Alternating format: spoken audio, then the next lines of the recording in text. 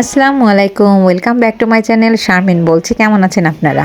আলহামদুলিল্লাহ, আমরা ভালো আছি।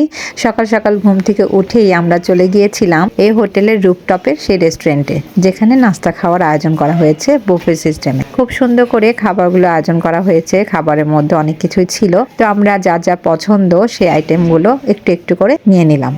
তো আমার হাজবেন্ড আমার সাথে ছিল, আমরা দুজন আগেই চলে এসেছিলাম। বাচ্চাদের দেরি হচ্ছিল, যেহেতু সকালে শীতের ভাব, যার কারণে কেউ উঠতে চাচ্ছিল না। অনেক ডাকাডাকির পর একজন একজন করে সবাই আসছে। তো আমার হাজবেন্ড আমাকে জুস এনে দিল। তারপর আমরা দুজন বসে একটু একটু করে গল্প করছিলাম, আর আমাদের জন্য একটু আলাদাভাবে ডিমের ব্যবস্থা করে দিল ওনারা। তারপর আমার বাচ্চারা সবাই চলে আসলো, ওদেরকে বললাম যেহেতু সময় নেই, তাড়াতাড়ি করে তোমরা নাস্তাটা শেষ করে ফেলো। তারপরে একজন একজন করে এসে নিজেদের নাস্তা নিজেরা নিয়ে এসে বসে পড়লো। তো আগে ইমিকো এসে বসলো, তো সে তার পছন্দ মতো খাবার নিয়ে আসলো, জুস আনতে চলে গেল।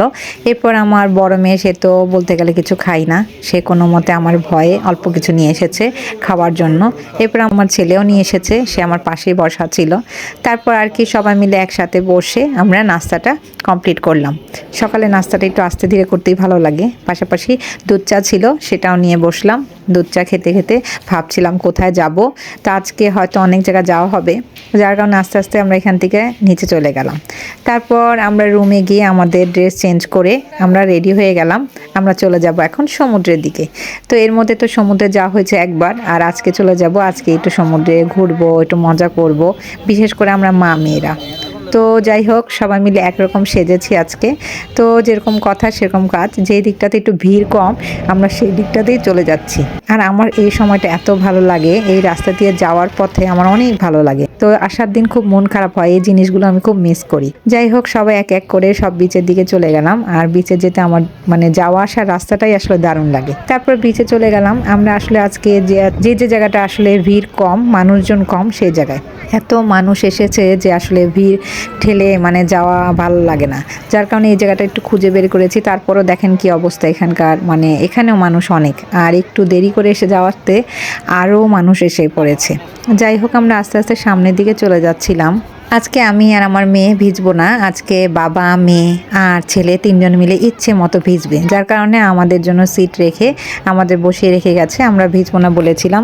এরপর আমরা আস্তে আস্তে দেখছিলাম বাবা মেয়েরা সবাই দৌড়ে দৌড়ে চলে যাচ্ছে পানির দিকে। এদিকে আমি আর আমার মেয়ে সুন্দর করে বসে বসে রেস্ট নিচ্ছিলাম, একটু ভিডিও করছিলাম, আশেপাশে যারা গল্প করছিল তাদের কথা শুনছিলাম। এই সময়টা এত ভালো লাগে, এই সময়টা বসে থাকতে রোদের মধ্যে খুব ভালো লাগে। তো অন্য সময় তো অন্য ঘুরেফেরা করি, তো ওরা আসার পর্যন্ত অপেক্ষা করছিলাম।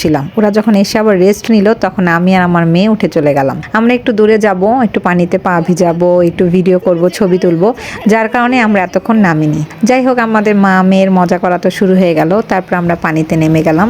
প্রথমে ভাবছিলাম ভিজবো না, কিন্তু পরবর্তীতে দেখা গেছে পানিতে নামলে কি আর ভিজা না হয়, সে একদম কোমর পর্যন্ত সব ভিজে গেল। তারপর আর কি মজা করলাম একটু, যেহেতু আমরা এখান থেকে আজকেই মানে পানিতে ভেজাটা শেষ করছি, হয়তো নামা হবে না, যার কারণে দুজন মিলে খুব মজা করছিলাম। আর মা মেয়েরা খুব মজা করি আমরা, সব সময় গেলেই একটা দিন সিলেক্ট করি যে দুজনে একরকম সময় কাটাবো। আমার ছোটো মেয়েটা তো ছোটো, যার কারণে ওকে তো আর এখন নেওয়া যায় না। এদিকে ফিরে এসে আমার হাজব্যান্ডের সাথে মজা করছিলাম, পায়ের মধ্যে অনেক বালু ছিল। তারপর আমরা দুষ্টামি করছিলাম, একটু কতক্ষণ সময় দিলাম, যখন তিন ভাই বোন খুব মজা করছিল পানিতে। এরপর ওদেরকে বললাম চলো তাড়াতাড়ি আমরা এখনই হোটেলে যেতে হবে, না হলে তো খাওয়া দাওয়া শেষ করে বের হওয়া যাবে না, সময়টা খুব কম। এরপর আমরা হোটেলে গিয়ে ড্রেস চেঞ্জ করে আমাদের খাওয়ার জন্য বের হয়ে গেলাম। আমাদের হোটেলে খুব কাছেই ছিল আলগনি হোটেল, যেটা খুব নামকরা, আর প্রত্যেকবার আসলে আমরা এটাতে খেতে যাই। তো হাঁটতে হাঁটতে চলে গেলাম পিছন সাইড দিয়ে। এই রেস্টুরেন্টটি এত ভিড় থাকে, যখনই এসেছি প্রচণ্ড ভিড়।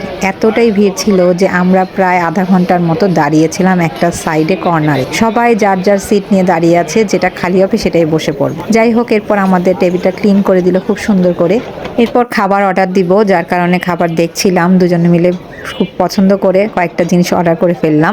অনেক সময় ওদের অনেক কিছু থাকে না। যাই হোক, তারপর তাড়াতাড়ি করে ওরা আমাদের প্লেটগুলো সব সার্ভ করে দিল। এরপর খাবারটা চলে আসবে, যার কারণে ওদের প্রত্যেকটা জিনিসই খুব ভালো লাগে। আমরা ওয়েট করছিলাম, এমিকোর সাথে অনেক দুষ্টুমি করছিলাম, এর মধ্যে থেকে আমাদের খাবার চলে আসলো এক এক করে। তো খাবারের মধ্যে আমরা লইট্টা ফ্রাই অর্ডার করেছিলাম, ওদের ডালটা তো সেরকম মজা, সেগুলো অর্ডার করেছিলাম।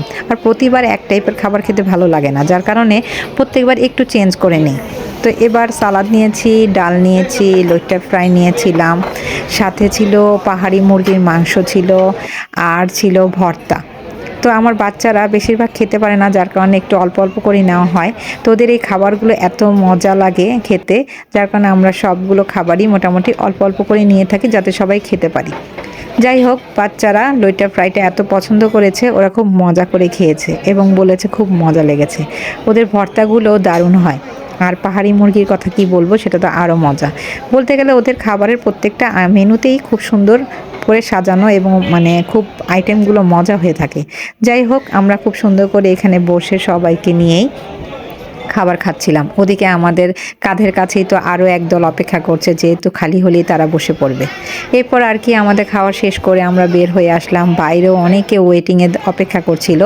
তো এখান থেকে তাদের ডেজার্ট আইটেমটা নিচে পাওয়া যায়, নিচে দেওয়া হবে, যার কারণে আমরা সবাই নিচে চলে গেলাম। আমি তো ডেজার্ট খেতে খুবই পছন্দ করি, এর জন্য নিচে চলে গেলাম। ওদের ডেজার্টের আইটেমটা নতুন করে আয়োজন করা হয়েছে, এটা নিচেই পাওয়া যায় আর নিচ থেকে নিতে হবে। তো আস্তে আস্তে সবাই নিচে চলে আসলাম। আমি নিচে এসে দেখি আজকে ডেজার্টের মধ্যে জিলাপি ছিল এবং সাথে ছিল পিঠা। শীতের দিন যেহেতু, যার কারণে বিন্নি চালের পিঠাও ছিল। জিলাপিগুলো এত টসটসে ছিল, আর ছিল ফিন্নি, ফালুদা, এগুলো সব ফ্রিজে ছিল। এখানে জিলাপিগুলো দেখে খুব ভালো লাগছিল, অনেক মজার। তো আমরা এখান থেকে আমি পায়েসটা নিয়ে নিলাম, যেহেতু খাবার বেশি হয়ে গিয়েছে, যার কারণে খেতে পারবো না। আর যেহেতু আমরা বাইরে ঘুরতে যাব, এর জন্য আমার হাজব্যান্ড আমার জন্য পায়েস নিয়ে আসলো, মানে যেটাকে বলে ফিন্নি। তো 2টা ফিন্নি নিয়ে এসেছে, সেটা নিয়ে আমরা বাইরে দাঁড়িয়েই খেলাম, ভিতরে আর বসলাম না। এরপর সব বাচ্চাদের নিয়ে একটু একটু করে সবাই মিলে খেলাম। সবার মোটামুটি পেট ভরা, যার কারণে কেউ খেতে চাচ্ছিল না। আমি জাস্ট খাওয়াই দিচ্ছিলাম। আমার হাজব্যান্ডও দুধের জিনিস পছন্দ করে না বা খায় না, তার সাথে দুষ্টুমি করছিলাম। এরপর বাচ্চাদের খাইয়ে দিলাম। এরপর আর কি এখান থেকে এখন চলে যাব ঘুরতে। আজকে যেহেতু আর সময় নেই, আমরা আজকে আমাদের 3য় দিন, কালকে হয়তো আমরা কোথাও চলে যাব, অন্য কোথাও সে আছে। তো আজকে আমরা এখান থেকে খাওয়া দাওয়া শেষ করে এখন যেহেতু চলে যাব, তাই হোটেলে যাচ্ছি। একটু ফ্রেশ হয়ে একটু রেস্ট নিয়ে আমরা বাইরের দিকে চলে যাব। এই তো ছিল সকাল থেকে দুপুরের কি আয়োজন, সেটা আপনাদের শেয়ার করলাম। বাকি ব্লগ নিয়ে পরের ব্লগে আসবো। খোদা হাফেজ, আসসালামু আলাইকুম।